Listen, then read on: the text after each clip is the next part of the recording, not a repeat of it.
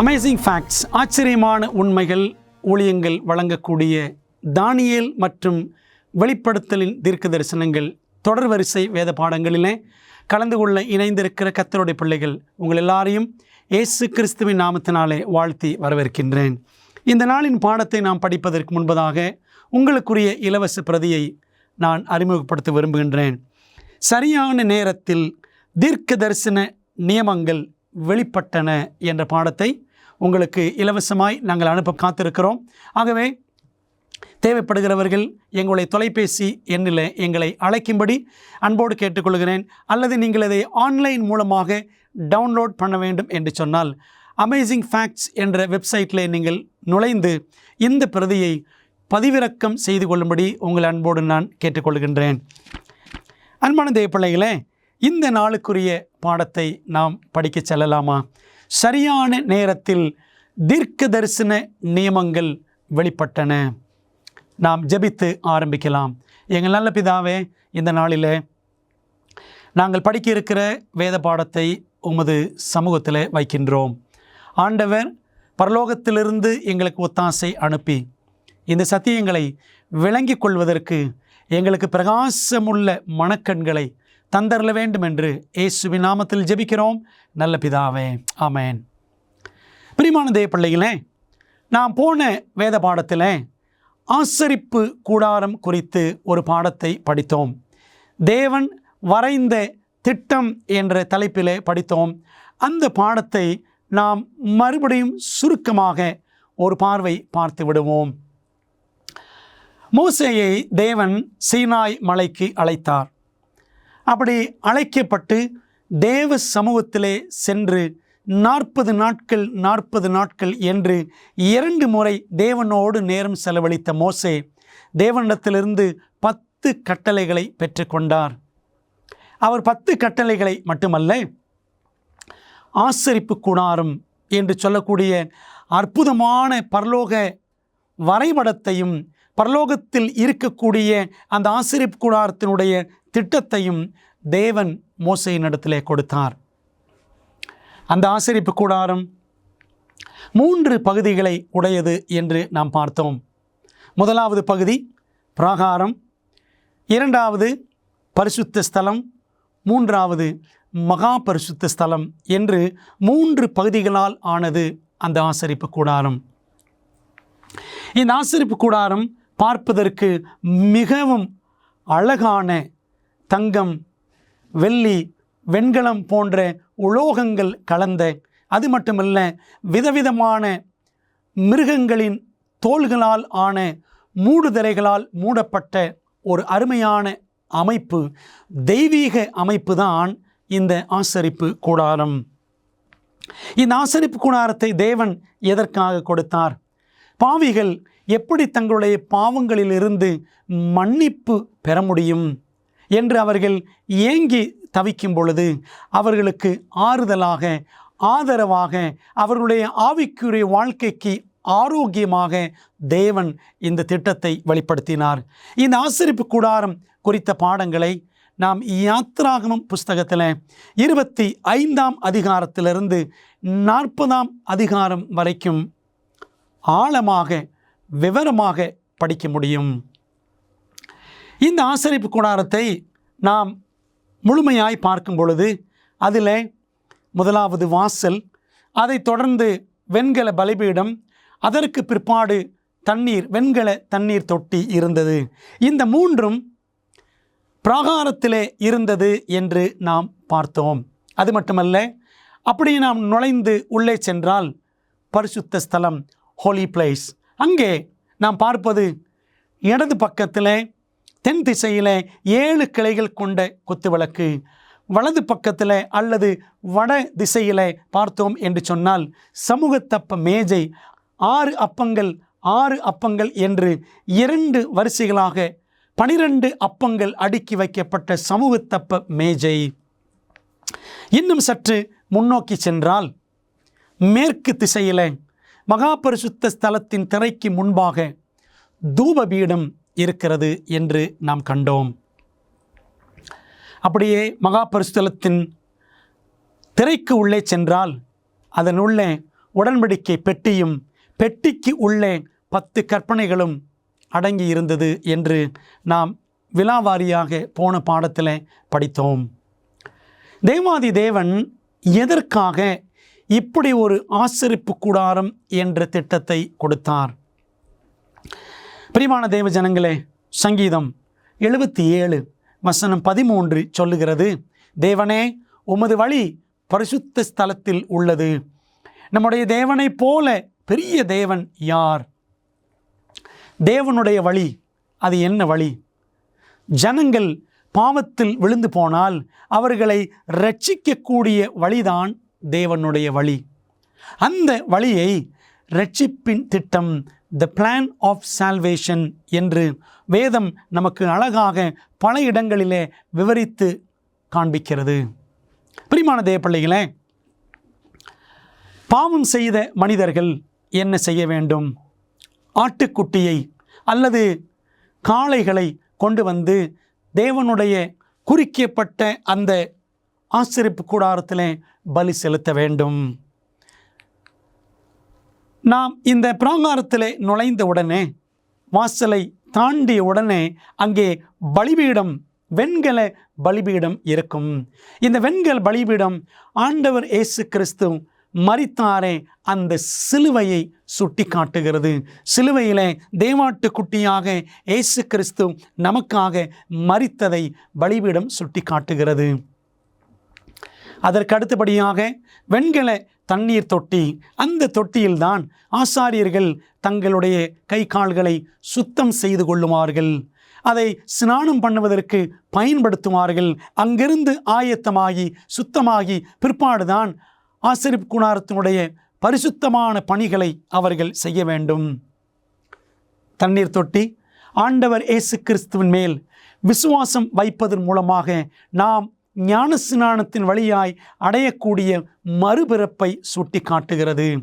அடுத்தபடியாக பரிசுத்த ஸ்தலத்திற்குள்ளே நாம் நுழையும் பொழுது வலது பக்கத்தில் வடதிசையில் இருக்கக்கூடிய சமூக தப்ப மேஜை, ஆண்டவர் இயேசு கிறிஸ்துவே ஜீவ அப்பமாக இருக்கிறார். வானத்திலிருந்து இறங்கி வந்த அப்பம் நானே என்று சொன்னாரே. ஆகவே அந்த சமூகத்தப்ப மேஜையும் அந்த அப்பமும் ஆண்டவர் இயேசு கிறிஸ்துவை அழகாக சுட்டி காட்டுகிறது. ஆசரிப்பு கூடாரத்தின் தென் திசையில், அதாவது இடது பக்கத்தில் 7 கிளைகள் கொண்ட அழகான பொன் குத்து விளக்கு. ஆண்டவர் இயேசு கிறிஸ்து சொன்னார், நானே உலகத்திற்கு ஒளியாய் இருக்கிறேன். இயேசு கிறிஸ்து ஒளி என்றால் அந்த விளக்கு ஒளி வீசுவதற்கு எண்ணெய் தேவை. எண்ணெய் பரிசுத்த ஆவியானவரை சுட்டி காட்டுகிறது என்றும் நாம் சொல்லலாம். சகரியா 4ஆம் அதிகாரம் முதல் 6 வசனங்கள் எண்ணெய் என்பதை பரிசுத்த ஆவியானவரை அழகாக சுட்டி காட்டுகிறது. அப்படியே பரிசுத்த ஸ்தலத்திற்குள்ளே இருக்கக்கூடிய இன்னொரு அழகான சித்தி மரத்தால் செய்யப்பட்டு பொன் தகடுகளால் மூடப்பட்ட ஒரு பொருள் எது என்றால் தூபபீடம். தூபபீடம் தேவ ஜனங்களின் ஜெபங்களையும் ஆண்டவர் இயேசு கிறிஸ்து நமக்காக பரிந்து பேசுவதையும் சுட்டி காட்டுகிறது. மகா பரிசுத்த ஸ்தலத்திற்குள்ளே இருக்கக்கூடிய ஒரே ஒரு பொருள் எது என்றால் உடன்படிக்கை பெட்டி, சாட்சியின் பெட்டி என்று அது அழைக்கப்படும். அந்த சாட்சியின் பெட்டி, அதற்கு மேலே இருக்கக்கூடிய 2 தூதர்கள் போன்ற ஒரு அமைப்பை நாம் பார்க்கிறோம். 2 தூதர்கள் சிலை வடிவில தங்கத்தில் அங்கே செய்யப்பட்டிருக்கிற ஒரு காட்சி. வேதாகமம் அப்படித்தான் வர்ணிக்கிறது. பொன்னால் செய்யப்பட்ட அந்த உடன்படிக்கை பெட்டியினுடைய மேல் பகுதியை கிருபாசனம் என்று வேதம் அழைக்கிறது. அங்கேதான் அந்த 2 சிலைகளால் ஆன அந்த தூதர்கள் இருக்கிறார்களே, அந்த இடத்தில்தான் தேவ பிரசன்னம் வெளிப்படும். தேவனுடைய ஷெகைனா மகிமை அந்த மகா பரிசுத்த ஸ்தலத்தில்தான் வெளிப்படும். அதே போல நாம் வேதத்திலே பார்ப்போம் என்று சொன்னால், பரலோகத்தின் தேவனும் தேவ தூதர்களுக்கு மத்தியிலே சிங்காசனத்தில் வீற்றிருக்கிறார் என்பதை ஏசாயா 6ஆம் அதிகாரம் முதல் 3 வசனங்களிலே வாசிக்கிறோம். ஆகவே தேவ ராஜ்யத்தில் தேவன் சிங்காசனத்தில் உட்கார்ந்திருக்கிற காட்சிக்கு அடையாளமாகத்தான் இந்த கிருபாசனத்தின் காட்சியை நாம் பார்க்கின்றோம். பிரியமான தேவ பிள்ளைகளே, இவ்வளவு அழகாக இந்த ஆசரிப்பு கூடாரம் மோசேயின் காலத்தில் செய்யப்படும்படி தேவன் கட்டளையிட்டார். அது அப்படியே தொடர்ந்து சாலமோன் அரசனான பொழுது சாலமோன் மிக பிரம்மாண்டமான தேவாலயத்தை தேவனுடைய மகிமைக்காக எருசலேமிலே அவன் கட்டினான். அந்த ஆலயத்தை கட்டும் பொழுது அவ்வளவு பரிசுத்தமாக அந்த ஆலயம் கட்டப்பட்டது. வேதாகமத்தில் நாம் வாசிக்கிறோம். 1 ராஜாக்கள் 6ஆம் அதிகாரம் 7ஆம் வசனத்தில் படித்தோம் என்றால், சாலமோன் கட்டின ஆலயம் கட்டப்படுகையில் அது பணி தீர்ந்து கொண்டு வரப்பட்ட கற்களாலே கட்டப்பட்டது. ஆகையால் அது கட்டப்படுகிற போது சுத்திகள், வாட்சிகள் முதலான எந்த இருப்பு ஆயுதங்களின் சத்தமும் அதிலே கேட்கப்படவில்லை என்று வாசிக்கிறோம். ஆகவே எந்த ஒரு கருவியின் சத்தமும், ஒரு ஒளியின் சத்தமும், சுத்தியல் சத்தமும் எதுவுமே இல்லாமல் ஏற்கனவே ஆயத்தம் பண்ணப்பட்ட கற்களால், பொருட்களால் எருசலேமின் தேவாலயம் சாலமோன் காலத்திலே கட்டப்பட்டது. பிரியமானவர்களே, இவ்வளவு பரிசுத்தமாக மோசேயின் காலத்திலும் சாலமோன் காலத்திலும் விளங்கின ஆசரிப்பு கூடாரம் தேவாலயம், அப்படியே நாம் ஏறக்குறைய 2000 ஆண்டுகளுக்கு முன்பாக இயேசு கிறிஸ்துவின் காலத்திற்கு போய் நாம் பின்னோக்கி திரும்பி பார்க்கும் பொழுது, யோவான் 2ஆம் அதிகாரம் 13 முதல் 17 வரை உள்ள வசனங்களில் நாம் வாசிப்போம் என்றால், ஆண்டவர் இயேசு கிறிஸ்து தேவாலயத்துக்குள்ளே பிரவேசிக்கிறார். அவருடைய ஊழியத்தின் ஆரம்ப காலகட்டத்தில் தேவாலயத்தை சுத்திகரிக்கிறார். ஏனென்று சொன்னால், அந்த காலத்தில் இயேசுவின் நாட்களில் இருந்த யூதர்கள் தேவனுடைய வீட்டை பாழாக்கினார்கள். வாசிக்கிறோம் பாருங்கள், யோவான் 2ஆம் அதிகாரம் 16ஆம் வசனம், இவைகளை இவ்விடத்திலிருந்து எடுத்துக்கொண்டு போங்கள், என் பிதாவின் வீட்டை வியாபார வீடாக்காதிருங்கள் என்றார். என்ன நடந்துச்சு என்று சொன்னால், அந்த காலத்தில் இருந்த யூதர்கள் எல்லாரும் ஆடுகள், மாடுகள், புறாக்கள் எல்லாவற்றையும் விற்பது, வாங்குவது என்று சொல்லி, ஒரு பக்கம் மிருகங்களின் சத்தம், வியாபாரம் செய்யக்கூடிய ஏமாற்றுத்தனமான காரியங்கள் எல்லாம் எருசலேம் தேவாலயத்தில் இயேசுவின் காலத்தில் நடந்தது. இதை கண்ட இரட்சகர் மிகவும் வேதனைப்பட்டு எல்லாரையும் துரத்தினார். ஏனென்று சொன்னால், இயேசுவின் காலத்தில் தேவாலயம் பாழாக்கப்பட்டது. தேவனுக்கு விரோதமாக அது பரிசுத்த குலைச்சல் ஆக்கப்பட்டது. அன்பான தேவ பிள்ளைகளே, ஆண்டவர் இயேசு கிறிஸ்துவின் காலத்தில் மட்டுமா? ஆண்டவர் இயேசு கிறிஸ்துவின் காலத்தில் அவர் எப்படி ஆலயம் தீட்டுப்பட்ட பொழுது அதை சுத்திகரித்தாரோ, அதே போல இயேசு கிறிஸ்துவின் காலத்திலிருந்து 600 ஆண்டுகளுக்கு முன்பாக வாழ்ந்த தானியேல் என்ற தேவ மனிதன் இன்னொரு தேவாலயம் தீட்டுப்படுவதையும் அது சுத்திகரிக்கப்படும் காலகட்டத்தையும் அவர் தரிசனமாக கண்டு தானியேல் புஸ்தகத்தில் 8ஆம் அதிகாரத்தில் எழுதி வைத்திருக்கிறார். அதை நாம் இந்த நாளிலே கற்றுக்கொள்ளப் போகின்றோம். 2 கொம்புகளுடைய ஆட்டுக்கடாவை கொண்ட ஓர் அற்புதமான தரிசனத்தை தானியேல் கண்டார். எந்த அதிகாரம் என்றால் தானியேல் 8ஆவது அதிகாரம். அந்த ஆட்டுக்கடா யாரை குறிக்கிறது? நீ கண்ட 2 கொம்புள்ள ஆட்டுக்கடா மேதியா, பெர்ஷியா தேசங்களின் ராஜாக்கள் என்று தானியேல் 8ஆம் அதிகாரம் 20ஆம் வசனத்தில் வாசிக்கிறோம். தானியேல் 8ஆம் அதிகாரத்தில் மேதிய பெர்ஷிய ராஜ்யம் என்று சொல்லக்கூடிய ராஜ்யத்திலிருந்து காட்டப்படக்கூடிய சில மிருகங்களை அவர் தரிசனத்தில் பார்க்கிறார். நீங்கள் 7ஆம் அதிகாரத்தில் படித்தால், தானியேல் 7ஆம் அதிகாரத்தில் சிங்கம், கரடி, சிறுத்தை, கெடியும் பயங்கரமான மிருகம் என்று சொல்லி உலக ராஜ்யங்களை, இந்த மிருகங்களை அடையாளமாக வைத்து தானியேல் பார்ப்பார். ஆனால் 8ஆம் அதிகாரத்தில் தானியேல் பார்க்கக்கூடிய தரிசனத்தில் நம்முடைய வீட்டில் பயன்படுத்தக்கூடிய மிருகங்கள் பார்த்தீர்களா? ஆட்டுக்கடா. இந்த ஆட்டுக்கடா மேதிய பெர்ஷியாவை குறிக்கிறது என்று பார்த்தோம். அதே போலதான் நாம் தொடர்ந்து படித்தோம் என்றால், 2 கண்களுக்கும் இடையே பெரிய கொம்புடைய வெள்ளாட்டுக்கடாவை தானியேல் கண்டார். இதற்கு அர்த்தம் என்ன? வாசிக்கலாமா? ரோமமுள்ள அந்த வெள்ளாட்டுக்கடா கிரேக்கு தேசத்தின் ராஜா, அதன் கண்களுக்கு நடுவே இருந்த பெரிய கொம்பு அதன் முதலாம் ராஜா என்று தானியேல் 8ஆம் அதிகாரம் 21, 22 வசனங்களில் வாசிக்கின்றோம். தானியேல் 7ஆம் அதிகாரத்தில் மேதை பெர்சியாவை கரடி என்று கண்டார் மற்றும் கிரேக்க தேசத்தை அவர் சிவிங்கி அல்லது சிறுத்தை என்று கண்டார். ஆனால் 8ஆம் அதிகாரத்தில் மேதை பெர்சியாவை ஆட்டுக்கடா என்றும் கிரேக்க தேசத்தை வெள்ளாட்டுக்கடா என்றும் நாம் பார்க்கிறோம். அப்படியானால் 8ஆம் அதிகாரத்தில் ஆண்டவர் ஏன் இப்படிப்பட்ட மென்மையான மிருகங்களை அல்லது பலி செலுத்துவதற்கு ஏதுவான மிருகங்களை காண்பிக்கிறார் என்று சொன்னால், அன்பானவர்களே, 8ஆம் அதிகாரம் ஆசரிப்பு கூடாரத்தோடு சம்பந்தப்பட்ட அதிகாரம். அதனால தான் தேவன் என்ன செய்கிறார், ஆசரிப்பு கூடாரத்திலே பலி செலுத்தப்படக்கூடிய மிருகங்கள் சம்பந்தமாகவே அதை காட்டுகிறார் என்று நாம் பார்க்கிறோம். அந்த வெள்ளாட்டுக்கடா, ரோமமுள்ள வெள்ளாட்டுக்கடா கிரேக்க தேசத்தின் ராஜா என்று வசனம் சொல்லுகிறது. முதலாம் ராஜா யார்? அந்த ராஜா என்றால் சரித்திரத்தில் படிக்கிறோம், அந்த முதல் கொம்பு பேரரசர் அலெக்சாண்டர் த கிரேட் என்று சரித்திரம் சொல்லுகிறது. கிரேக்க தேசத்தில் அவன்தான் மிகப்பெரிய அரசன். அது முறிந்து போன பின்பு அந்த வெள்ளாட்டுக்கடாவின் கண்களுக்கு நடுவே இருந்த கொம்பு முறிந்து போயிற்று.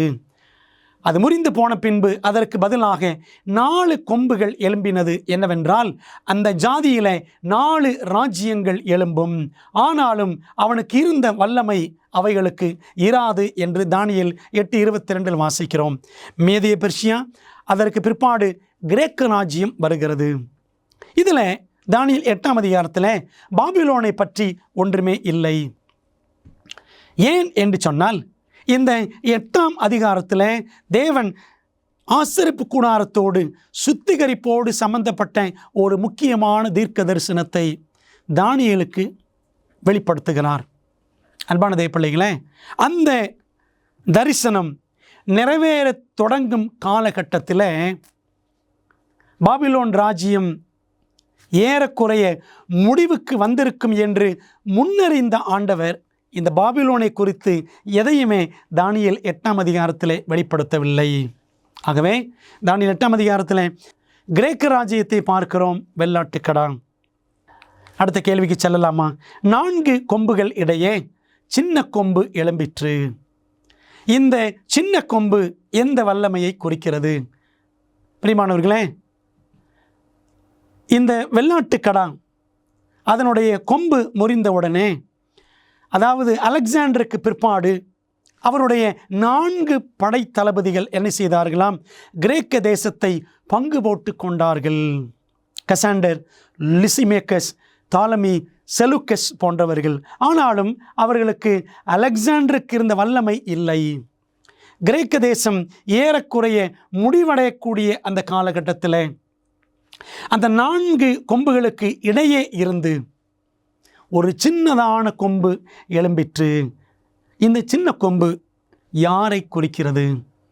அன்பான தேவப்பிள்ளைகளே, சரித்திரத்தில் படித்தோம் அப்படின்னா, கிரேக்க ராஜ்யத்துக்கு பிற்பாடு என்ன அரசு தலையெடுத்தது என்றால் ரோமாபுரி சாம்ராஜ்யம்தான் தலையெடுத்தது. தானியேல் 2ஆம் அதிகாரத்தில் நாம் படித்தோம் அல்லவா? தங்கம் பாபிலோன், வெள்ளி மேதிய பெர்சியா, வெண்கலம் கிரேக்க ராஜ்யம், அதற்கு அடுத்தபடியாக ரோமாபுரி என்று பார்த்தோம் அல்லவா? அதே போல தானியேல் 7ஆம் அதிகாரத்தில் சிங்கம் பாபிலோன், கரடி மேதிய பெர்சியா, சிவிங்கி கிரேக்க தேசம், கெடியும் பயங்கரமான மிருகம் ரோமாபுரி என்று பார்த்தோம் அல்லவா? அப்படியானால் தானியேல் 8ஆவது அதிகாரத்தில் ஆட்டுக்கடா என்பது மேதிய பெர்சியா என்றால், வெள்ளாட்டுக்கடா என்பது கிரேக்க தேசம் என்றால், பிற்பாடு எழும்பின சின்ன கொம்பு என்பது எதை குறிக்கும்? ரோமாபுரியைத்தான் குறிக்க வேண்டும். அது நிச்சயமாகவே ரோமாபுரியைத்தான் குறிக்கிறது. இன்னும் குறிப்பாக சொல்ல போனால், அந்த சின்ன கொம்பு என்பது அஞ்ஞான Rome, pope Rome, pagan Rome, papal Rome என்ற 2 ரோமையுமே குறிக்கும். அஞ்ஞான ரோம் காலகட்டத்தில் ரோம ராயர்கள், அதாவது ரோமன் சீசர்ஸ் பெரிய அதிகாரிகளாக இருந்தார்கள். போப்பு ரோம் காலத்தில் போப்புமார்கள் பெரிய வல்லமையாக அவர்கள் உருவெடுத்தார்கள். வேதாகமத்தில் அஞ்ஞான ரோமை குறித்து வாசிக்கிறோம். அப்போஸ்தலர் 18:2 யூதர் எல்லாரும் ரோமாபுரியை விட்டு போகும்படி கிளவுதியு ராயன் கிளாடியஸ் சீசர் கட்டளையிட்டபடியினாலே என்று வாசிக்கிறோம். ஆகவே பைபிள் காலத்தில் 1ஆம் நூற்றாண்டில் அஞ்ஞான ரோம் அது ஆட்சியில் இருந்தது என்று நாம் பார்க்கிறோம். இந்த ரோமாபுரி அதைத்தான் சின்ன கொம்பு என்று ஆவியானவர் காட்டுகின்றார். இந்த சின்ன கொம்பை குறித்து இன்னும் விளக்கமாக தானியேல் 7ஆம் அதிகாரத்தில் நாம் படிக்க முடியும். இதோ அந்த கொம்பிலே, சின்ன கொம்பிலே மனுஷ கண்களுக்கு ஒப்பான கண்களும் பெருமையானவைகளை பேசும் வாயும் இருந்தது என்று தானியேல் 7ஆம் அதிகாரம் 8 வாசிக்கிறோம். இந்த சின்ன கொம்பு மனுஷ கண்களுக்கு ஒப்பான கண்கள், பெருமையானவைகளை பேசும் வாயை பெற்றிருந்தது. மட்டுமல்ல, அவன் அந்த சின்ன கொம்பு முந்தினவர்களை பார்க்கிலும், அந்த கிடையும் பயங்கரமான மிருகத்தில் 10 கொம்புகள் இருந்தனவாம். 11ஆவதாக இந்த சின்ன கொம்பு எழும்பி 3 கொம்புகளை, முந்தியிருந்த 3 கொம்புகளை பிடுங்கி போட்டு இந்த கொம்பு பருத்து கொண்டே இருந்தது, பருமனானது என்று தானியேல் 7ஆம் அதிகாரத்தில் வாசிக்கிறோம். அது மட்டுமல்ல, மற்ற கொம்புகளை காட்டிலும் அல்லது மற்ற ராஜ்யங்களை காட்டிலும் அது வித்தியாசமாக செயல்பட்டது என்று தானியேல் 7:24 வாசிக்கிறோம். அது என்னவெல்லாம் செய்தது தெரியுமா? சின்ன கொம்பின் அட்டகாசங்களை படிக்க வேண்டும் என்றால் தானியேல் 7ஆம் அதிகாரத்தையும் 8ஆம் அதிகாரத்தையும் படிக்க வேண்டும். பிரியமானவர்களே, சின்ன கொம்பு என்பது போப்பு மார்க்கம். இந்த மார்க்கம் செய்த எல்லாவித அடாவடித்தனங்களையும் அரசியல் அட்டகாசங்களையும் நாம் சரித்திரத்தில் படிக்கலாம். தீர்க்க தரிசனம் இவை எல்லாவற்றையும் நமக்கு முன்னமே வெளிப்படுத்தி இருக்கிறது. தொடர்ந்து படிப்போமா? சின்ன கொம்பு பரிசுத்த ஸ்தலத்தை கெடுக்கும் என்று தானியேலுக்கு அறிவிக்கப்பட்டது. அன்பானவர்களே, ஆரம்பத்தில் படித்தோம், ஞாபகம் இருக்கிறதா? இயேசு கிறிஸ்துவின் காலத்தில் தேவாலயம் தீட்டுப்படுத்தப்பட்டது. அதே போல சின்ன கொம்பும் செய்யும். அது கிட்டத்தட்ட கிபி 6ஆம் நூற்றாண்டிலிருந்து அது என்ன செய்யுமாம்? பரிசுத்த ஸ்தலத்தை கெடுக்கும் என்பதை தானியேல் முன்னறிவித்திருக்கிறார். பரிசுத்த ஸ்தலம் சுத்திகரிக்கப்பட எவ்வளவு காலம் செல்லும் பாருங்கள். தானியேல் 8ஆம் அதிகாரம் 14 அவன் என்னை நோக்கி 2300 ராப்பகல் செல்லும் வரைக்கும் இருக்கும், பின்பு பரிசுத்த ஸ்தலம் சுத்திகரிக்கப்படும் என்றான் என்று தானியேல் 8ஆம் அதிகாரம் 14 வாசிக்கிறோம். அதாவது இந்த சின்ன கொம்பு என்ன செய்யும் அப்படின்னா, தேவனுடைய ஆலயத்தை அது தீட்டுப்படுத்தும். நீங்கள் தானியேல் புஸ்தகத்தில் 8ஆவது அதிகாரத்தில் நாம் இப்பொழுது படித்து கொண்டிருக்கிறோம் அல்லவா? அந்த 8ஆம் அதிகாரம் வசனம் 11 படித்தோம் என்றால் அது சின்ன கொம்பு சேனையினுடைய அதிபதி பரியந்தம். சேனையின் அதிபதி யார்? இயேசு கிறிஸ்து. அந்த சேனையினுடைய அதிபதி பரியந்தமும் தன்னை உயர்த்தி, அதாவது இயேசு கிறிஸ்துவுக்கு மேலாக, இயேசு கிறிஸ்துவுக்கு நிகராக தன்னை உயர்த்தி அவரிடத்திலிருந்து அன்றாட பலியை நீக்கிற்று, அவருடைய பரிசுத்த ஸ்தானம் தள்ளுண்டது என்று வாசிக்கிறோம். ஆண்டவருடைய பரிசுத்த ஆலயத்தை, அவருடைய பரிசுத்தமான ஊழியத்தை விருதாவாக்கி போடும் அல்லது அர்த்தமற்றதாக மாற்றும் இந்த சின்ன கொம்பு என்பதை நாம் பார்க்கிறோம். இப்படிப்பட்ட தீட்டான காரியங்களை சின்ன கொம்பு செய்து ஆலயத்தை தீட்டுப்படுத்தும். அப்படியானால் இந்த ஆலயத்தை மீண்டும் சுத்திகரிப்பதற்கு எவ்வளவு காலம் ஆகும் என்றால் 2300 ராப்பகல் செல்லும் என்று தானியேல் தரிசனத்திலே தூதர்கள் பேசுவதை அவர் கேட்கிறார். வேதாகம தீர்க்க தரிசனத்தில் வெளிப்படுத்தப்பட்டுள்ளபடி நம்முடைய மோசமான உலகத்திற்கான தேவனின் திட்டத்தை அறிய விரும்புகிறீர்களா? உங்கள் மிகப்பெரிய சவால்களுக்கு நடைமுறையான நம்பகமான தீர்வுகள் வேண்டுமா? ஊக்கமளிக்கும் மற்றும் அறிவூட்டும் ஆச்சரியமூட்டும் உண்மைகள் வேதாகம பாட வழிகாட்டிகள் 27 அழகான வரைகளை மற்றும் நேரடியான பதில்களை புரிந்து கொள்ள எளிதான வகையில் வேதத்தின் அடிப்படையில் சிறப்பான மேலான பாடங்களை வழங்குகின்றது. ஒவ்வொரு ஆய்வு வழிகாட்டியும் உங்கள் வாழ்க்கையின் மிக முக்கியமான உண்மைக்கான பொருத்தமான வேதாகம பதில்களை நோக்கி உங்களை வழிநடத்தும். நான் எப்படி ஆரோக்கியமான ஐக்கியத்தை பெறுவது, இயேசு எப்போது எப்படி மீண்டும் வருவார், மேலும் இப்படி பல கேள்விகளுக்கு உங்கள் எதிர்காலத்தை வாய்ப்பாக விட்டுவிடாதீர்கள். ஆச்சரியமூட்டும் உண்மைகள் வேதாகம பாட வழிகாட்டிகளிடமிருந்து உங்கள் வாழ்க்கையை சத்தியத்துடன் மாற்றுங்கள். ஆங்கிலம், இந்தி, தமிழ் மற்றும் தெலுங்கு மொழிகளில் கிடைக்கிறது. காத்திருக்க வேண்டாம். bookstore.aftv.in என்ற இணையதளம் மூலம் உங்கள் முழுமையான ஆய்வு வழிகாட்டிகளை இன்றே ஆர்டர் செய்யுங்கள். இந்த சின்ன கொம்பின் வல்லமை தேவனுடைய ஜனத்தை உபத்திரவப்படுத்துவதையும் சத்தியத்தை தரையிலே தள்ளி மிதிப்பதையும் கண்ட தானியேல் என்ன கூறினார் பாருங்கள்.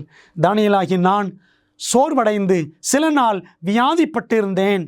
பின்பு நான் எழுந்திருந்து ராஜாவின் வேலையை செய்தேன், ஒருவரும் அதை அறியவில்லை. இந்த சின்ன கொம்பு உன்னதமானுடைய பரிசுத்தமான்களை ஒடுக்கியது என்று தானியேல் 7:25 வாசிக்கிறோம்.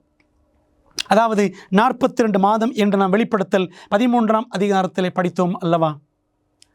ஆகவே தேவ ஜனங்களை எதிர்த்து அவர்களை ஒடுக்கி அவர்களுக்கு எதிராக இந்த சின்ன கொம்பு யுத்தம் பண்ணியது. அன்பானவர்களே, தானியேல் ஏற்கனவே அவருடைய ஜனங்களோடு கூட பாபிலோனில் கைதியாக அவரும் இருக்கிறார் 70 ஆண்டுகள். என்னுடைய ஜனம், தேவ ஜனம் விடுவிக்கப்பட்டு மீண்டும் எருசலேமுக்கு செல்ல வேண்டும் என்று தானியேல் காத்திருந்தார். இப்படிப்பட்ட காலகட்டத்தில் தான் இந்த 2300 ராப்பகல் தரிசனம் என்ற ஒரு தரிசனத்தை தானியேல் பார்க்கும்படி தேவன் செய்கிறார். அப்போ தானியேலுக்கு என்ன கவலை அப்படின்னா, ஆண்டவரே இப்படி காலம் கூடிக்கொண்டே போகிறதே, 2300 ராப்பகல் எனக்கு ஒன்றும் விளங்கவில்லையே. உம்முடைய ஜனமாகிய இஸ்ரவேல் ஜனங்கள் விடுவிக்கப்பட்டு எருசலேமுக்கு போவார்களோ போக மாட்டார்களோ? தேவ ஜனங்கள் உபத்திரவங்களை இன்னும் சந்தித்து இங்கேதான் பாபிலோனிலே தான் இருப்பார்களோ என்று கலங்கின தானியேல். வேதம் சொல்கிறது, அவர் வியாதிப்பட்டாராம். சில நாள் வியாதிப்பட்டிருந்தேன், சோர்வடைந்து வியாதிப்பட்டிருந்தேன் என்று அவர் சொல்லுகிறார். தானியேல் 8ஆம் அதிகாரம் 27ஆம் வசனத்தில் வாசிக்கிறோம். இப்படி அவர் கலங்கி சுமார் 13 ஆண்டுகள் இந்த 2300 ராப்பகல் தரிசனம் என்றால் என்ன என்பதை குறித்து அவர் குழம்பிக் கொண்டே இருந்திருந்ததாக சரித்திரம் நமக்கு தெரியப்படுத்துகிறது. இந்த 2300 ராப்பகலை பற்றி அவர் ஒன்றுமே அறியாமல் திணறிக் கொண்டிருந்தார். அப்படியானால் இந்த 2300 ராப்புகளுக்கான விளக்கம் தானியேலுக்கே தெரியவில்லை. அவர் கலங்கி கொண்டிருந்தார். இதற்கான பதில் எங்கே இருக்கிறது? 8ஆம் அதிகாரத்தில் பதில் இல்லை. 9ஆம் அதிகாரத்துக்கு நாம் செல்ல வேண்டும்.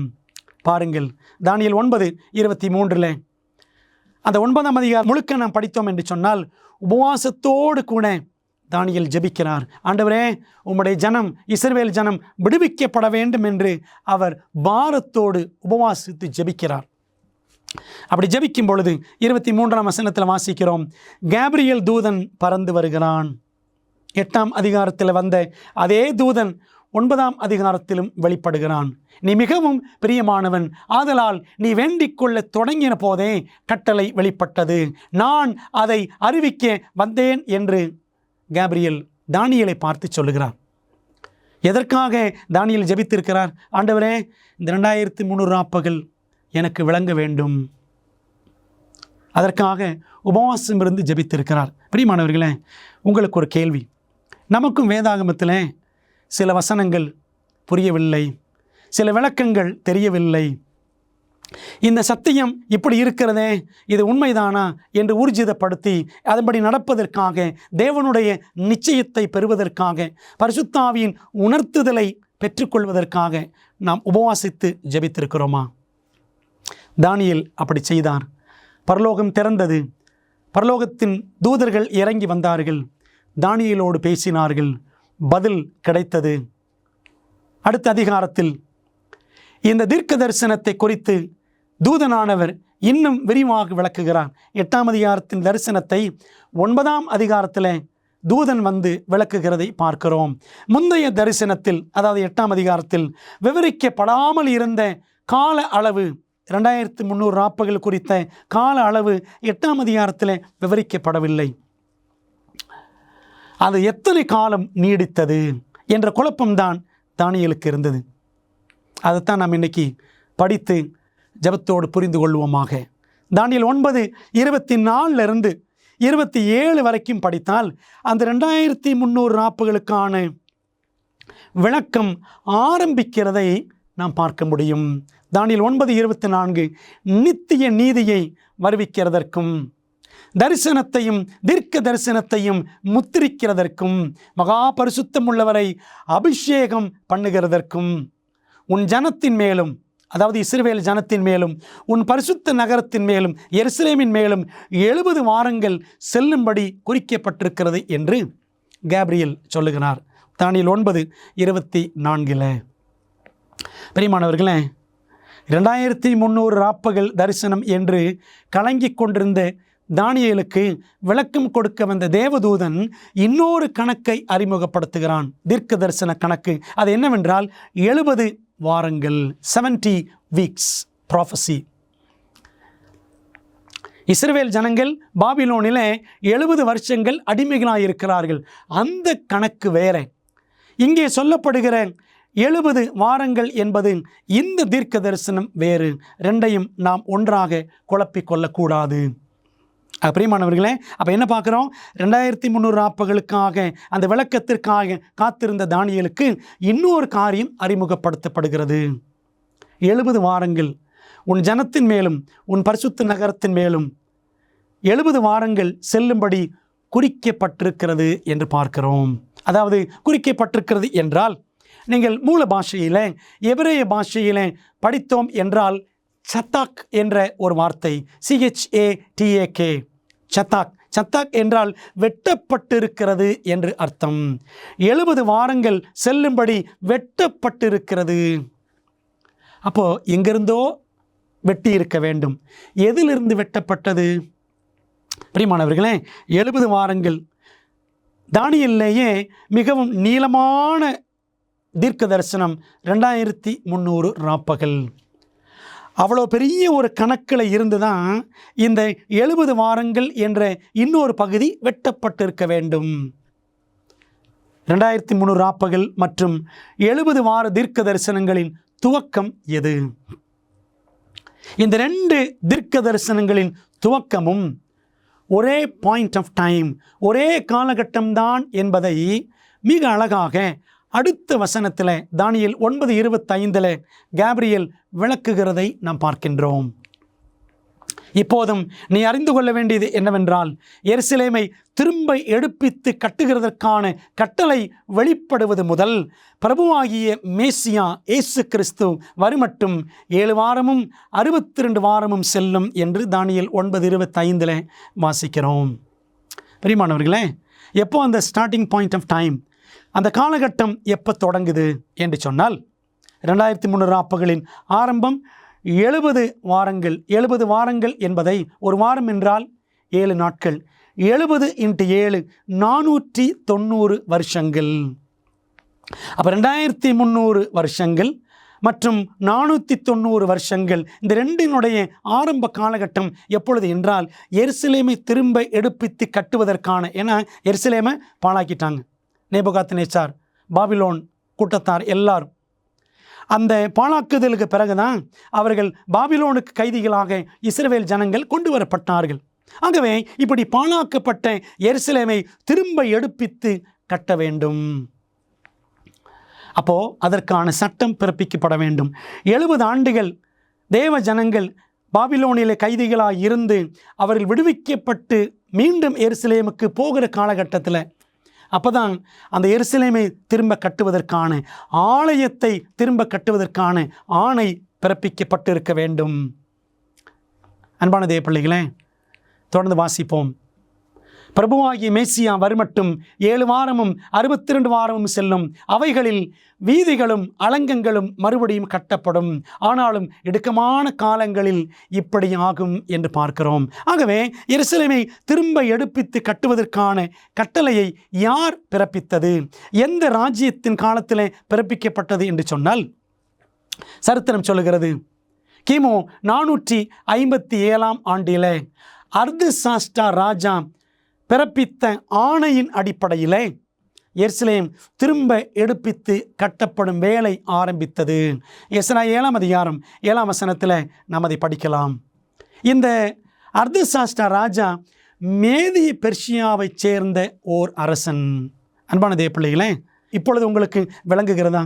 அதனால தான் ஆண்டவர் தானியேல் 8 அதிகாரத்தை அந்த ஆட்டுக்கடா, 2 கொம்புகள் உள்ள ஆட்டுக்கடா என்று காண்பித்து மேதிய பெர்ஷியா என்று தொடங்கினார்.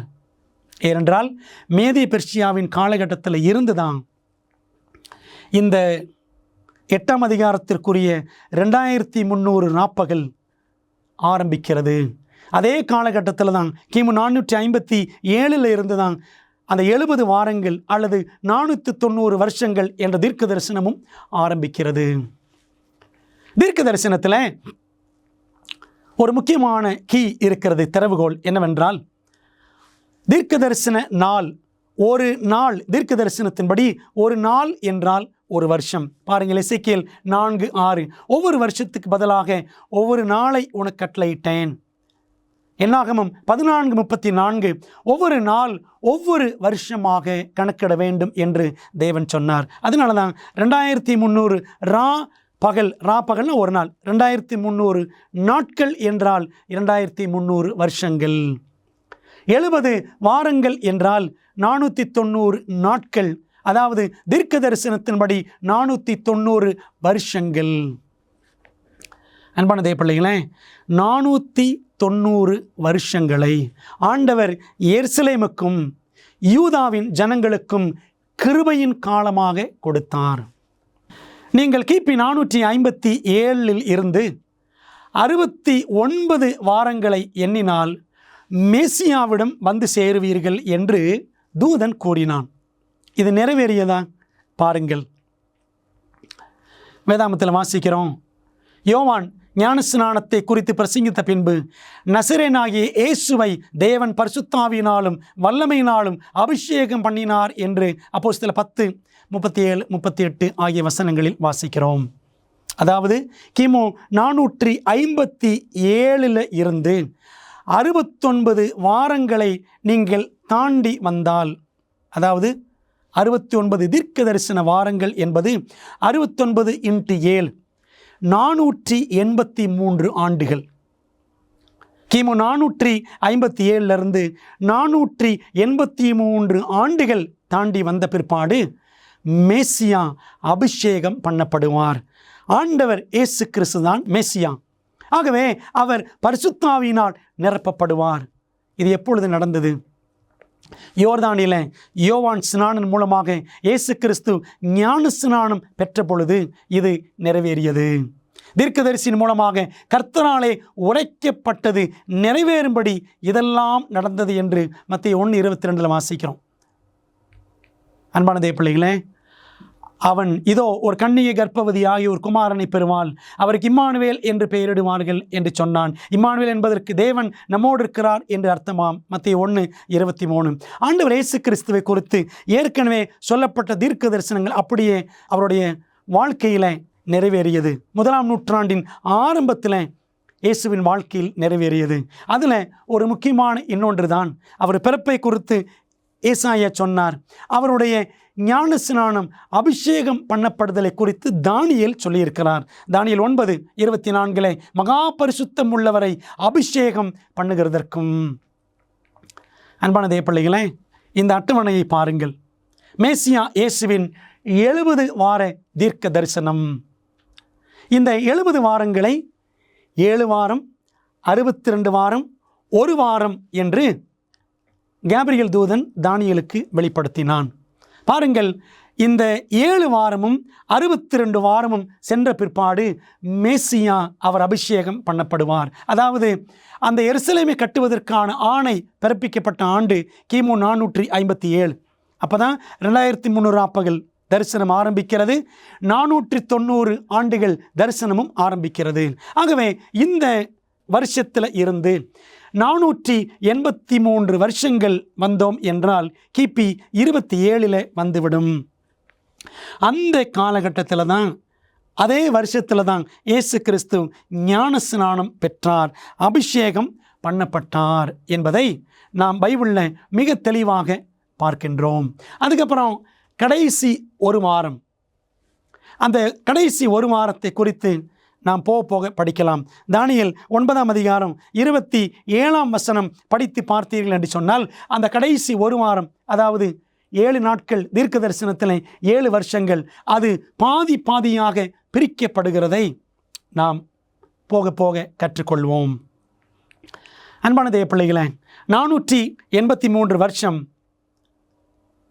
ப்ளஸ் 457 ஆரம்ப நாள், இது ரெண்டையும் நீங்கள் சேர்த்து பார்த்தால் சரியாக கிபி 26 கொண்டு வந்து விடும். கிமுவிலிருந்து கிபிக்கு நாம் வரும்பொழுது 0 என்ற வருஷம் கிடையாது. ஆகவே 1 என்ற ஒரு நம்பரை நாம் கூட்டிக் கொள்ள வேண்டும். அப்படி கூட்டிக் கொண்டால் கிபி 27.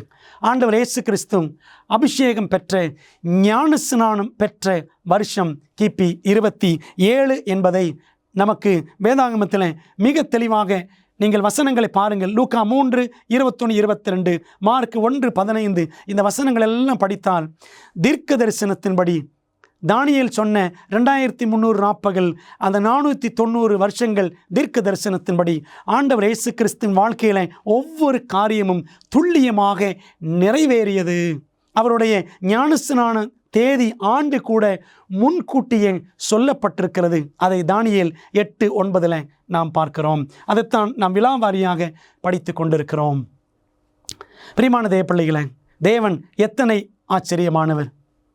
தீர்க்க தரிசனத்தில் அடுத்ததாக என்ன நடக்க இருந்தது? அந்த 62 வாரங்களுக்கு பின்பு மேசியா சங்கரிக்கப்படுவார். ஆனாலும் தமக்காக அல்ல. தானியேல் 9:26. ஆண்டவர் இயேசு கிறிஸ்து அவர் அபிஷேகம் பெற்றார், ஊழியங்களை செய்தார். என்ன நடந்தது? ஒரு குறிப்பிட்ட காலகட்டம் 3.5 ஆண்டுகள் அவர் ஊழியம் செய்த பிற்பாடு சிலுவையிலே மரிக்க நேரிட்டது. அவர் ஒரு வாரம் அளவும் அநேகருக்கு உடன்படிக்கையை உறுதிப்படுத்தி, அந்த வாரம் பாதி சென்ற போது பலியையும் காணிக்கையும் ஒழிய பண்ணுவார். கடைசி இருக்கிறது ஒரு வாரம், அது 2ஆக பிரிக்கப்படுகிறது. பாருங்கள், அந்த வாரம் பாதி சென்ற போது பலியையும் காணிக்கையும் ஒழிய பண்ணுவார். ஆண்டவர் இயேசு கிறிஸ்து சிலுவையில் மரித்தார். அப்பொழுது தேவாலயத்தின் திரைச்சீலை மேலிருந்து கீழ் மட்டும் 2ஆக கிழிந்தது என்று மத்தேயு 27:51 வாசிக்கிறோம். ஆண்டவர் இயேசு கிறிஸ்து சிலுவையில் மரித்த பொழுது பழைய ஏற்பாட்டு வழிமுறைகள் எல்லாவற்றையும் முடிவுக்கு கொண்டு வந்தார். பிரியமானவர்களே, அந்த ஒரு வாரம் அளவும் அவர் என்ன செய்தாராம்? அநேக உடன்படிக்கையை உறுதிப்படுத்தினார். அவர் நம்முடைய பாவங்களுக்காக மரிக்கிற தேவாட்டுக்குட்டி என்ற சத்தியத்தை தம்முடைய வாழ்க்கையின் மூலமாக, மரணத்தின் மூலமாக காண்பித்தார். அந்த வாரத்தின் பாதியில் அவர் இறந்த பிற்பாடு அவருடைய சீஷர்கள் அடுத்த 3.5 ஆண்டுகள் ஊழியம் செய்தார்கள்.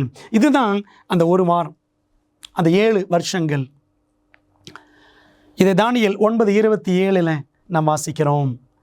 2 கொரிந்தியர் 3:14 சொல்லுகிறது, அந்த முக்காடு நீங்காமல் இருக்கிறது, அது கிறிஸ்துவினாலே நீக்கப்படுகிறது. என்ன அர்த்தம்? ஆண்டவர் இயேசு கிறிஸ்து சிலுவையில் மரிக்கிற வரைக்கும் எல்லாமே பழைய உடன்படிக்கையை தான் பின்பற்றி கொண்டிருந்தார்கள், ஆடு மாடு பலி செலுத்துவது. ஆனால் கிறிஸ்து மரித்த பொழுது அந்த முக்காடு நீக்கப்பட்டது. தேவாலயத்தின் திரைச்சீலை 2ஆக கிழிந்தது. அன்பான தேவ பிள்ளைகளே, ஆகவே ஆண்டவர் இயேசு கிறிஸ்துவினுடைய சிலுவை மரணத்தையும் முன்கூட்டியே தானியேல் தீர்க்க தரிசனத்தில் தேவன் வெளிப்படுத்தி இருக்கிறார். தானியேல் 9ஆம் அதிகாரத்தில் நாம் அதை படிச்சுட்டு இருக்கிறோம். இயேசு தமது சீஷர்களிடம் முதலில் யாருக்கு பிரசங்கிக்க சொன்னார்? பாருங்கள், மத்தேயு 10:5 மற்றும் 6 வசனங்கள். நீங்கள் புறஜாதியார் நாடுகளுக்கு போகாமலும் சமாரியர் பட்டணங்களில் பிரவேசியாமலும் காணாமற் போன ஆடுகளாகி இஸ்ரவேல் வீட்டாரிடத்திற்கு போங்கள் என்று சொன்னார். ஏன் அப்படின்னா, ஆண்டவர் இந்த கேப்ரியேல் தூதன் மூலமாக 490 வருஷங்கள் அல்லது 70 வாரங்கள் கொடுத்திருந்தாரே, அது இஸ்ரவேல் மக்களுக்கான, யூத ஜனங்களுக்கான கிருபையின் காலம். அப்போது அந்த கிருபையின் காலத்தில் பாருங்க, இன்னும் அவங்களுக்கு எத்தனை வருஷம் இருக்குது? இன்னும் 3.5 வருஷம் இருக்குது. 69 வாரங்கள் முடிந்தது. மேசியா ஞானஸ்நானம் பெற்றார். அதுக்கப்புறம் 1 வாரம், அதில் 3.5 ஆண்டுகள் கழிந்த பிற்பாடு இயேசு கிறிஸ்து மரித்தார். கிபி 31 மரிக்கிறார். இன்னும் 3.5 ஆண்டுகள் இருக்கின்றன. அந்த காலகட்டம் இன்னும் அவர்களுக்கு கிருபையின் காலமாக யூதர்களுக்கு இருந்தபடியினாலே, அதனால இயேசு சொன்னார், நீங்கள் போய் என்ன பண்ணுங்க, முதல்ல இஸ்ரவேல் வீட்டாரிடத்திற்கு போங்கள், அவர்கள் தான் காணாமற் போன ஆடுகள். மேசியாவான இயேசுவை விசுவாசியாதவர்கள், அவர்களிடத்தில் நீங்கள் போய் பிரசங்கியுங்கள் என்று அதனால தான் இயேசு சொன்னார். அன்பானவர்களே, தேர்ந்தெடுக்கப்பட்ட தம்முடைய ஜனத்துக்கு இயேசு கொடுத்த எச்சரிப்பு என்ன தெரியுமா? வாசிக்கிறோம், ஆகையால் தேவனுடைய ராஜ்யம் உங்களிடத்திலிருந்து நீக்கப்பட்டு. யூத ஜனங்கள் ஆண்டவர் இயேசு கிறிஸ்துவை அவர்கள் விசுவாசிக்கவில்லை, அவரை ஏற்றுக்கொள்ளவில்லை. மேசியா வந்து விட்டார், ஆனால் அவர்களோ மேசியா இனிமேல்தான் வருவார் என்று காத்திருந்தார்கள். அவர்கள் ஆண்டவருக்கென்று கனி கொடுக்கவில்லை. அதனால தான் ஆண்டவர் சொல்லுகிறாரு, தேவனுடைய ராஜ்யம் உங்களிடத்திலிருந்து நீக்கப்பட்டு அதற்கேற்ற கனிகளை தருகிற ஜனங்களுக்கு கொடுக்கப்படும் என்று இயேசுவானவர் எச்சரித்தார். மத்தேயு 21:43 வாசிக்கிறோம். தம்மால் தெரிந்தெடுக்கப்பட்ட ஜனமாகும் என்று இயேசு கூறிய அந்த வேறொரு தேசம் எது? உங்களிடத்திலிருந்து அந்த ராஜ்யம் வேறொரு தேசத்திற்கு போகும் என்று சொன்னாரே, அந்த ராஜ்யம் யார்? அப்போ என்ன பார்க்குறோன்னா, யூதர்களுக்கான கிருபையின் காலம் முடிய போகிறது என்று யூதனாக வந்த இயேசுவே சொன்னார். இது எத்தனை வேதனையான செய்தி! நீங்கள் கனி கொடுக்கவில்லை, ஆகவே உங்களுடைய அந்த ஊழிய பொறுப்பை, சத்தியத்தை எல்லாருக்கும் அறிவிக்க வேண்டும் என்று ஆண்டவர் யூத ஜனத்தை அழைத்தார். அவர்களோ அபாத்திரராகி போனார்கள், கர்த்தர் கொடுத்த ஊழியத்தை செய்யவில்லை. அப்போ ஆண்டவர் வேறொரு ஜனத்துக்கு கொடுக்கப்படும் அந்த ஊழிய ஸ்லாக்கியம் என்றார். கலாத்தியர் 3:29, நீங்கள் கிறிஸ்துவினுடையவர்களானால் ஆபிரகாமின் சந்ததியும் வாக்கு தத்தத்தின்படியே சுதந்திரராயும் இருக்கிறீர்கள் என்று வாசிக்கிறோம். அப்போது இயேசு கிறிஸ்துவை விசுவாசிக்கிற பிள்ளைகள் தான் ஆபிரகாமின் சந்ததி, யூதர்கள், ஆவிக்குரிய யூதர்கள். பாருங்கள், ரோமர் 2:28-29 ஆதலால் புறம்பாக யூதனானவன் யூதன் அல்ல, உள்ளத்திலே யூதனானவனே யூதன். தன் உள்ளத்தை ஆண்டவருக்கு ஒப்பு கொடுத்து இயேசுவை மனதார ஏற்றுக்கொண்டு அவரை பின்பற்றுகிறவன், அவருடைய வேதத்தின் அடிப்படையிலே வாழ்கிறவன் தான் உண்மையான யூதன், ஆவிக்குரிய யூதன். மாம்சீக யூதனை ஆண்டவர் சொல்லவில்லை, ஆவிக்குரிய யூதனை அவர் சுட்டி காட்டுகிறார். பிரியமான தேவ பிள்ளைகளே, அப்படியானால் ஆண்டவர் சொன்ன அந்த வேறே தேசம் யார் என்று சொன்னால், ஆவிக்குரிய இஸ்ரவேலராகிய உங்களையும் என்னையும் தான் அவர் சுட்டி காட்டுகிறார். இந்த 70 வார தீர்க்க தரிசனத்தை இன்னொரு முறை சுருக்கமாக பார்க்கலாமா? மேசியா இயேசுவின் 70 வார தீர்க்க தரிசனம், 70 வாரங்கள் அல்லது 490 வருஷங்கள் யூத ஜனத்திற்கான கிருபையின் காலம் என்று காபிரியேல் வெளிப்படுத்துகிறார். 2300 ராப்பகளை தானியேலுக்கு விளக்க வந்த கேப்ரியேல் தூதன் இன்னொரு கணக்கை வெளிப்படுத்துகிறார். எருசலேமை திரும்ப எடுப்பித்து கட்டுவதற்கான ஆணை கிமு 457 மேதிய பெர்ஷியாவின் அரசனான அர்தசாஷ்டா வெளியிடுகிறான். அதிலிருந்து 69 வாரங்கள் சென்ற பிற்பாடு 483 வருடங்கள் கழித்து கிபி 27 இயேசு கிறிஸ்து அபிஷேகம் பண்ணப்பட்டார், ஞான ஸ்நானம் பெற்றார். பிற்பாடு அந்த 70 வாரங்களிலே ஒரே ஒரு வாரம் இருக்கிறது.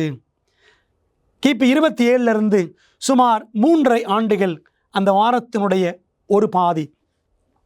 3.5 ஆண்டுகள் ஊழியம் செய்த இயேசு கிறிஸ்து கிபி 31 அவர் மரிக்கிறார் சிலுவையில். மீண்டும் அந்த 70 வாரத்தில் கடைசியாக ஒரே ஒரு பாதி இருக்கிறது. என்னவென்றால் 3.5 வருஷங்கள். அந்த 70 வாரங்களின் கடைசி ஒரு வாரத்தில் மறுபாதி, இந்த 3 ஆண்டுகளும் ஆண்டவர் இயேசு கிறிஸ்துவினுடைய சீஷர்கள் அவர் உயிர்த்தெழுந்து பரமேறி சென்ற பிற்பாடு ஊழியத்தை செய்தார்கள். இஸ்ரவேல் குடும்பத்தார் எல்லாருக்கும் சத்தியத்தை அறிவித்தார்கள். ஆனால் யூத ஜனங்களோ இன்னும் ஆண்டவர் இயேசு கிறிஸ்துவை ஏற்றுக்கொள்ளாமல் அவரை குறித்து சத்தியத்தை எடுத்து சொன்ன ஸ்தேவானை கல்லெறிந்து கொன்றார்கள். கிபி 34ஆம் வருஷத்தில் ஸ்தேவான் கல்லெறிந்து கொல்லப்பட்டார் என்று அப்போஸ்தலர் 7ஆம் அதிகாரத்தில் நாம் வாசிக்கிறோம். கிபி 34ஆம் ஆண்டில் யூதர்களுக்கான கிருபையின் காலம் முடிவடைந்தது. அதிலிருந்து சுவிசேஷம் புறஜாதியாருக்கு ஆண்டவர் சொன்னாரே, நீங்கள் கனி கொடுக்கவில்லை என்றால் தேவனுடைய ராஜ்யம் உங்களிடத்திலிருந்து நீக்கப்பட்டு கனி கொடுக்கிற வேறே தேசத்திடம் தரப்படும் என்று சொன்னாரே. ஆகவே சுவிசேஷம் புறஜாதியாருக்கு செல்ல ஆரம்பித்த ஆண்டு கிபி 34. பிரியமானவர்களே, நீங்கள் வேதாகம சரித்திரத்தில் படித்து பாருங்கள். ஸ்தேவான் கல்லெறியப்பட்டது சரியாக கிபி 34ஆம் வருஷத்தில். பவுல் மனம் திரும்பி சவுல் என்ற நிலையில் இருந்தவன் அவன் பவுலாக மாறி புறஜாதியாரிடம் புறஜாதிகளுக்கு அப்போஸ்தலனாக அவனை தெரிந்து கொண்டேன் என்று ஆண்டவர் சொன்னார் அல்லவா? நீங்கள் கலாத்தியர் 2ஆம் அதிகாரம் படித்து பாருங்கள்.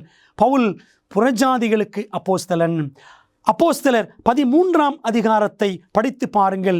இது முதல் நாங்கள் புறஜாதியாரிடத்திற்கு போகிறோம் என்று பவுலும் பர்னபாவும் சொன்னார்கள்.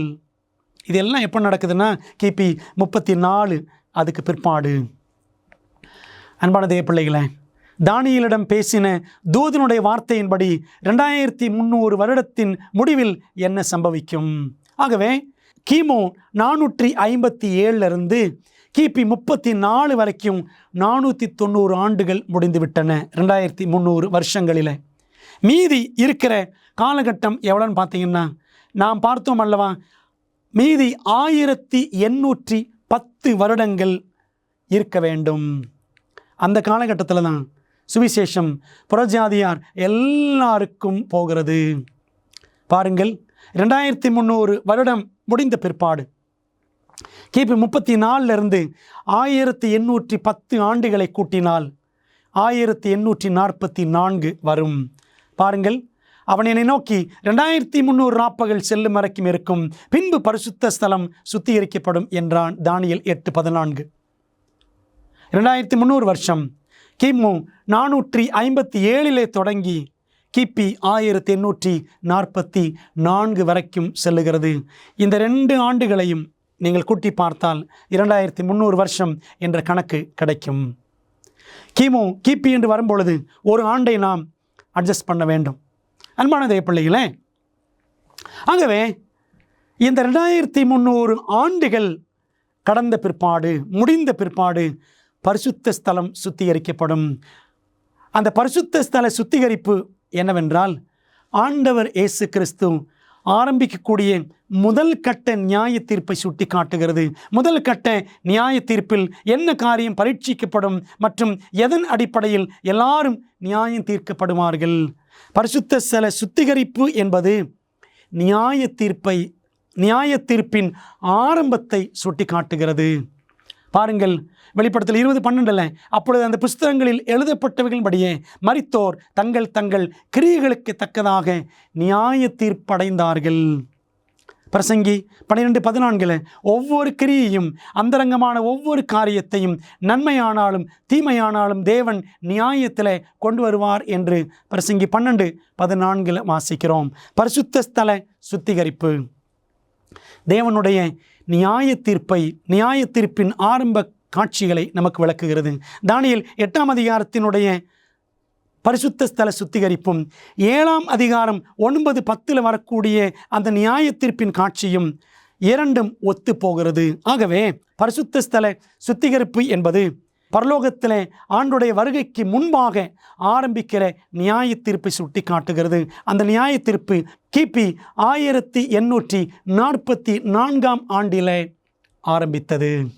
பிரியமானவர்களே, எதன் அடிப்படையில் தேவன் நியாயம் தீர்க்கிறார்? யாக்கோபு 2:12 வாசிக்கிறோம். ஆண்டவர் தம்முடைய கட்டளைகளின் அடிப்படையில் 10 கட்டளைகளின் அடிப்படையில் நியாயம் தீர்ப்பார் என்று யாக்கோபு 2:12 நாம் வாசிக்கிறோம். பிரியமான தேவப்பிள்ளைகளே, இப்பொழுது பரலோகத்தில் நியாய தீர்ப்பு நடந்து கொண்டிருக்கிறது. நியாய தீர்ப்பில் தேவன் என்னை குற்றஞ்சாட்டுபவராக இருப்பாரா? இல்லை.